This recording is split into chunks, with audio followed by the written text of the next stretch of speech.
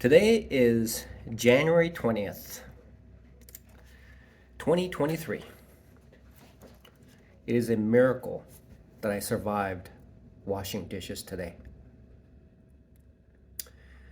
I ran around and moved my arms nonstop from 2 p.m. to 9:30 p.m. this evening.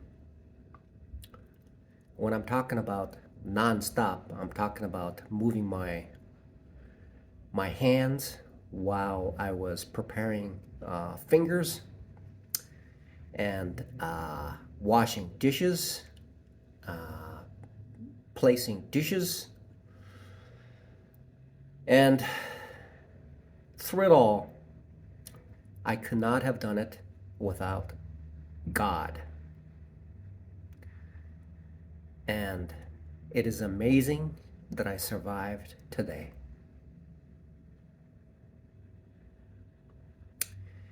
And I came back from washing dishes and I checked my cell phone. It looks like I'll be back next week, which is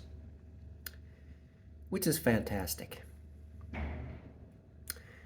What I plan to do is work as fast as possible and get as many things done as possible so that I could minimize my footprint and while benefiting the restaurant.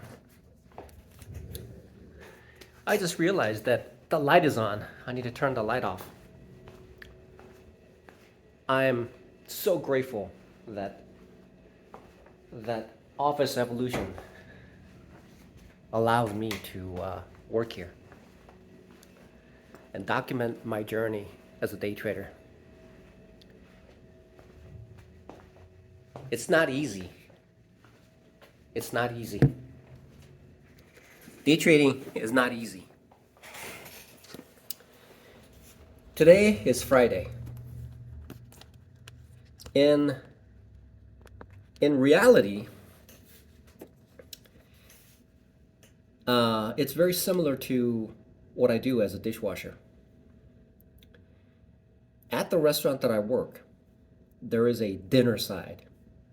Now, the dinner side is right next to the dishwasher area as well as the dining room. As a sole responsible person who takes care of the dinner side, I would have to walk into the refrigerator, which is approximately about, I'd say about 25 feet, around 25 feet. And then I would have to walk back and then walk 25 feet to one side or roughly about 20 feet to the other side where where there are two distribution points. What I would do is carry a ice cream that is in the freezer, which is 25 feet, move back approximately about 40 feet to a table, and I walk over about 10 feet, grab things, and bring it back 10 feet back, and then sprinkle stuff on it, grab a plate, put the plate, squirt some chocolate sauce on it underneath, and put the ice cream on top of it, frozen ice cream, and then sprinkle some peanuts, crushed peanuts, and some Oreos. Every one of those is essentially lots of feet, 25 feet, 40 feet, and then move back to roughly another 40 feet. So in the span of an evening, there's a lot of feet that occurs. And these are concrete floors. And I have non-slip resistant shoes, which allows me to walk around and thankfully avoid falling down. Now, when I'm in the back table, when I'm preparing, approximately for about an hour and a half to maybe hour and a half to 2 hours, I would process raw meat. And I would use my left hand to scrape off the sinew and the fatty tissue from the prime prime, very, very juicy meat, which are approximately about maybe 30 pieces within a bag. And I processed 2 bags. So I would take a stiff knife and scrape off the sinew one by one, and then scrape off the other side, approximately maybe 18 inches, maybe 12 inches to maybe 18 some odd inches, roughly.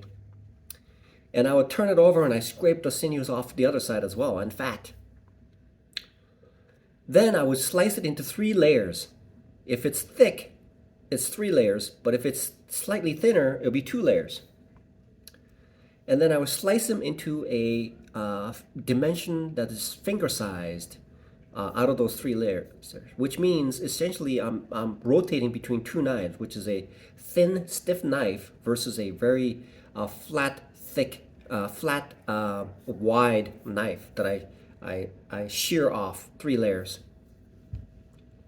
Now my hands are constantly moving, scraping the sinew off takes an enormous amount of arm movements.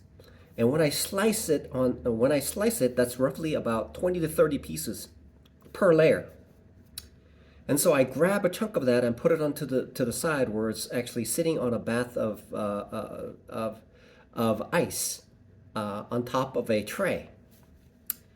And I would whittle it away. I would move over the sinew to another little receptacle that I'd use, and I would be moving my arm constantly.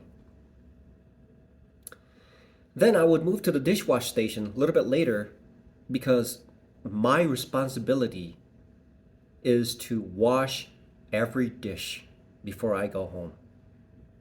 My job is not done until every dish is done, washed. That is my job. That is my responsibility. It is not easy. My job also is to sift through the dining room trash in order to make sure the plastic baskets do not end up in the trash can, because every one of those is costly. And in most cases, I find at least one that has been discarded. And so when I find it, weeding through, then it is worth the search and effort.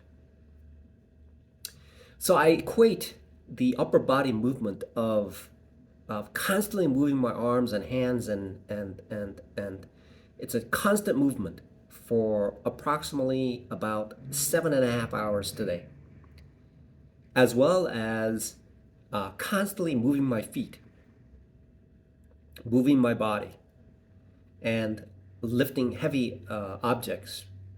Not too heavy, but it's good enough to give me one of these and one of these. I told the manager that I was very grateful that people go to the gym by paying money to exercise, but I come over here and I get paid to work out. Now my ankles are, I'm 53 years old. My ankles are like hurting right now, but it's okay. I am very, very grateful.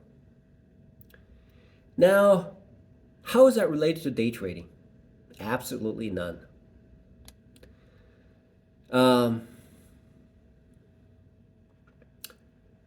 Day trading has absolutely nothing to do with washing dishes. Absolutely none. What dishwashing does is affords me the opportunity to be sitting here and working. I am immensely grateful. But it is Friday. Friday is a very, very interesting day. And I hope my kids don't. I hope one day I become rich, so that my kids will not look at me as a homeless guy who washes dishes, but as a person who has gotten up through Jesus Christ. and has made something of himself, somebody significant. And once I become somebody significant by means of being able to provide for myself and being able to provide for others, that is a success to me. And that is why I sit here moving my arms and legs all day. It felt like I ran a marathon. It feels like I run a marathon every night. See, Fridays are very, very difficult because Friday is when the whole neighborhood comes out and dine out, which is immensely thankful. I am so thankful that the neighbors come out and dine there because it affords me employment. It is a tremendously uh, rewarding place to work. And the fact that I am an introvert and I just work, it does not matter what others do, I just work. And I work until every last dish is done. That's it. So Fridays is the hardest day to work because if the customers comes in with lots of orders, I have to take care of things like on Fridays there is a thing called prime, which is essentially a prime cut of meat, a large slab of meat, and then about 10 ounces slices are made to provide to customers. And sometimes it's raw, sometimes it's medium rare, and sometimes if it's a reheat, it's well done. So,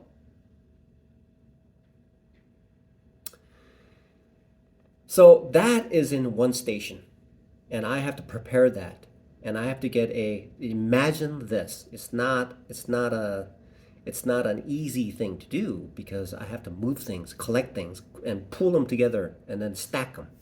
So there is a salad that's approximately about 15 feet to my right, and then there's a foam clamshell container that I grab from approximately about 20 feet away, and then bring it over to a station where there's a refrigerator with salads in it, and I would take the clump of it using the same amount as a side salad, and then I would grab a tomato, put in one tomato slice, put it on, and two cucumber slices, and then I reach over approximately at about 4 to 5 feet away, and then in a bucket, plastic bucket of croutons, and I would grab the croutons and I would put it in there. Yeah, I must have done that. Yeah, and then what I would do is get a roll, which is approximately about 15 to 20 feet away, grab the roll, put it right next to it, and then close the clamshell, and that would essentially be a prime salad. Then what I do is I reach into the oven, the heater that's there, grab the prime, and then I would push approximately slice about 10 ounces of prime meat. And I would take that prime meat and put it into the clamshell, more rigid clamshell, uh, at the last moment. Then I would go into the oven and grab a small potato. It's called a prime baker. And I would slice it in half, put butter on it, put it in the microwave, heat it for 1 minute. And then after it's heated, then it usually comes in something called works.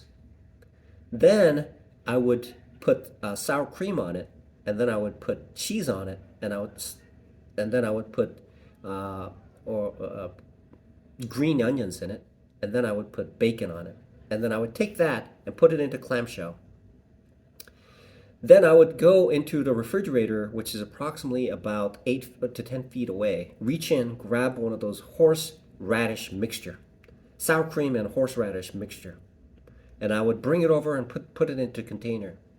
Then I reach above approximately about 3 feet, 3 feet, and then I would grab an empty 3 ounce container, And then within that 3 ounce container, I would take the au jus and pour it to there, not too much, and I would cover it up and I would put it into the clamshell.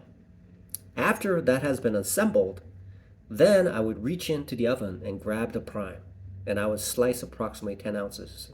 Sometimes, sometimes it's difficult to do because there is a mixture of fatty tissue and things like that in there. And then also sometimes some of these choice meat, essentially a delicious meat, is very, very lean. And so when I cut it, which looks like it's 10 ounces, but it sometimes comes out to be like 12, 13 ounces, surprisingly, because it's heavy. And it must be really good. It is good. So then I would put that into the clamshell, and then I would put, based on what kind of um, whether it's rare or medium rare. Then I would sprinkle a little bit of au jus on top of it and put fresh green on top of it, and I would close it, and I would take it, walk over approximately about 20 feet, and place it into either the drive-through where uh, these precious customers comes over and orders these things from us. Either that, then I go into the front where the customer either picks it up or is ready to dine, which in this case would be placed on a plate. This is a Friday. Friday is the most busiest day of the week at the West Side Drive-In. Why am I saying this? I'm just saying, even though it's really tough to work there. I'm extremely grateful. Let's put it this way. As a convicted felon, I would either be fired or they would essentially not hire me. And as a convicted felon, if I were to be hired somewhere else, I'll be the first one to be laid off, if there's any layoff. Why do I know this? And being an introvert doesn't help either. Okay? I'm just fortunate. I'm just fortunate that I'm still employed there. And I'm hoping that I will be employed there until my day trading picks up. However, my day trading is essentially very, very difficult to maneuver around, especially on a Friday like today, Friday. This video just became very, very long, and the only person who may or may not view this is maybe my own children sometime. I'm just documenting this. Maybe it's just for me. Maybe there will be just one individual who will be watching this. It's just me. Mundane things here. So on a Friday, moving on to day trading. Today was Friday, and I haven't traded. Today was a very interesting day because I was attempting to do something which I was foreign in. I was not familiar with trading today. And the added complexity of multiple trades going on at the same time, as well as not being able to maneuver around the direction of the stock, and that caused me to perform things in a manner that is that is essentially research and development. And in particular situations like today on a Friday, and apparently today is a day where massive amount of options expire. Apparently there's a treasure trove of options that were expiring today, and some odd things were occurring, such as from beginning of the day to the end of the day, essentially the market started to climb, except for a small break within the uptrend, and then recovered and closed at the high of the day, essentially. And so I had this harebrained idea that I would which I thought yesterday, which essentially said for me is I'm going to short the market. Now that statement essentially has, when I make such statements like that, essentially means that I am going to ignore what the market is going to do and I'm just going to short. That is essentially what I'm saying to myself. What I should have said is this: if the market is shortable, then I will short. If the market is going long, then I will buy. Okay, that's what I should have said. So today is a particularly interesting day, and why it is so interesting is that there is a different type of movement that occurs on a day like today, because um, within today, a Friday, the options essentially expire for this week, which means that if the stocks are out of money, or in the money, the option pricing, the time value is virtually nil. Which means that if there's a significant movement in the stock, which is guided by the technical analysis, it it allows a movement just like a penny stock when an option is purchased, and it is incredibly volatile in that respects.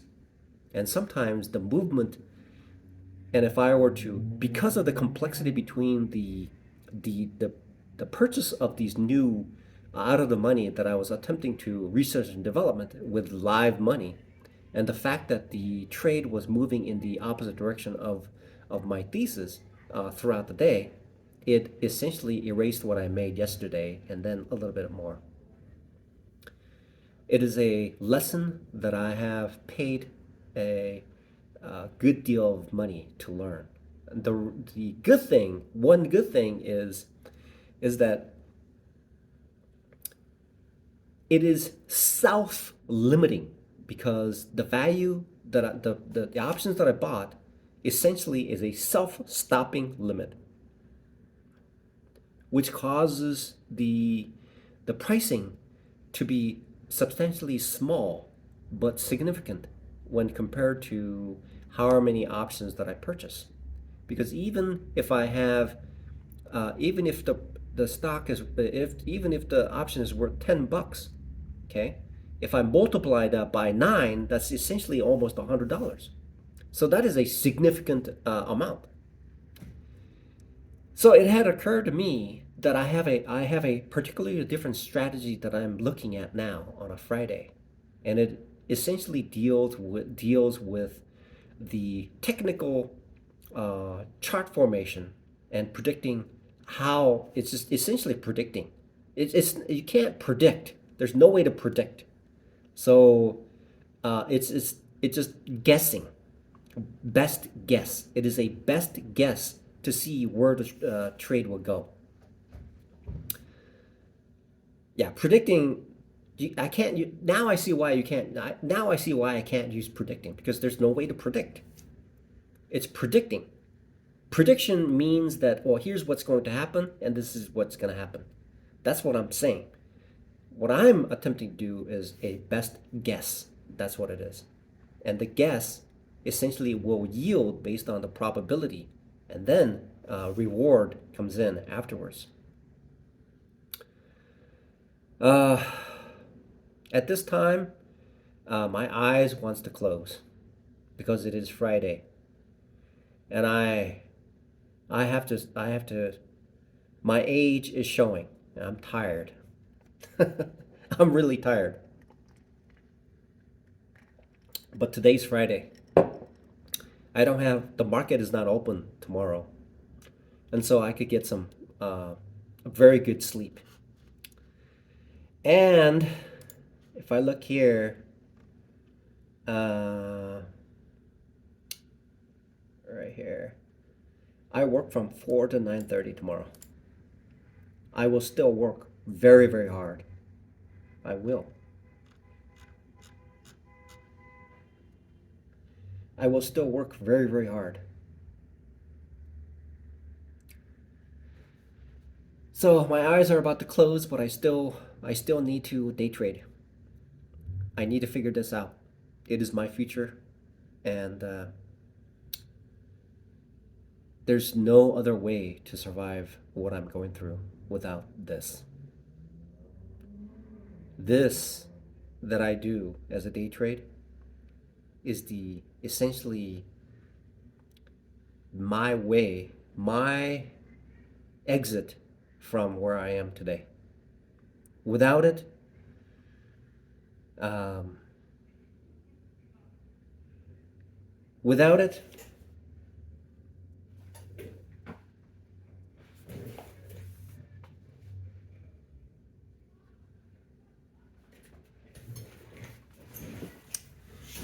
without it, it'll be very, very difficult.